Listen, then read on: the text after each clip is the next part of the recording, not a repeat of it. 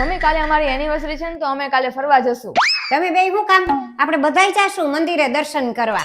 Mummy દર વખતે તો આપણે બધા એક સાથે જતા હોઈએ છે, પણ અમારી મેરેજ એનિવર્સરી ના દિવસે તો અમને એકલા બહાર ફરવા જવા દો.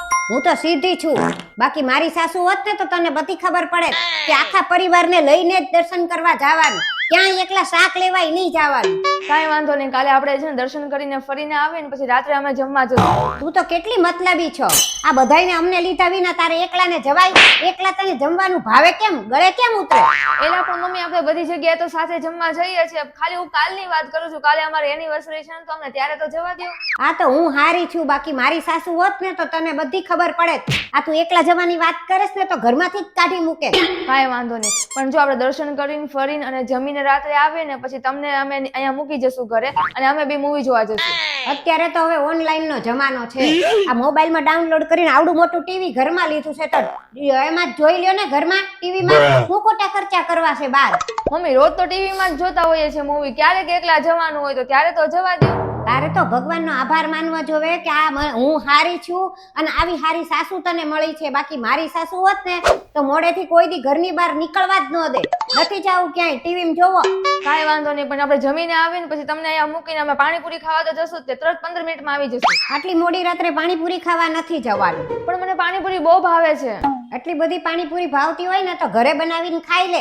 મારી સાસુ હોત ને તો તને બહાર ઘરની બહાર પગાઈ ન મૂકવા દે. કાંઈ વાંધો નહીં, પણ જમીને આવીને તો રસ્તામાંથી આઈસ્ક્રીમ લેતા આવશું ને ઘરે આવીને ખાઈ લેશું. આવી ઠંડીમાં કાંઈ આઈસ્ક્રીમ ખવાય? પછી બીમાર પડીએ કેટલો ખર્ચો થાય, અને આ ઘરના કામ કોણ કરે? હું બસ મમ્મી થઈ ગઈ અમારી હેપી એનિવર્સરી. આ તો હું હારી છું કે તને કાંઈ કહેતી નથી. મારી હાવ હોત ને તો તને બધી ખબર પડે. નાખે તે ધોકો અને કાઢે ઘરની બહાર, બધી તારી ખબર પડી જાય. એ ભાવિન, ઇનોસન્ટ એટલે હું? ઇનોસન્ટ એટલે દયાળુ. ઠીક. હા. અને મમ્મી જો અહીંયા આવો, એક વાત કરું. અહીંયા આવો.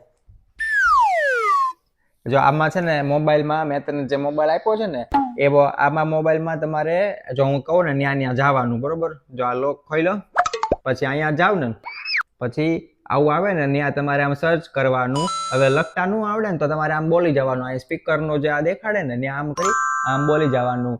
તમારે જે સવાલ હોય, રસોઈનો હોય, ઘરનો હોય, કાંઈ પણ તમને ન સમજાતું હોય, કાંઈ પણ સવાલ હોય ને એ આમાં બોલી જાવ ને આમ કરીને. એટલે એમાં છે ને લખાય નહીં, આવી જાય જવાબ, અને એ બોલે તે કે આટલો જવાબ છે એનો, એમ. એટલે કાંઈ કોઈને પૂછવાની જરૂર જ નહીં, બરોબર ને?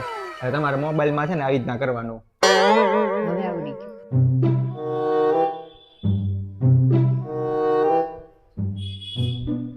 સાસુને વહુથી છુટકારો કેવી રીતે મળે? વહુને લાઈન ઉપર કેવી રીતે લાવવી?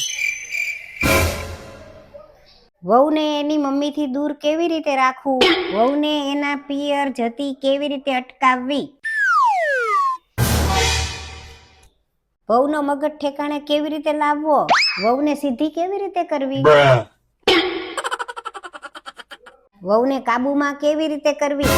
વહુની માયાજાળમાંથી મારા છોકરાને કેવી રીતે છોડાવવો?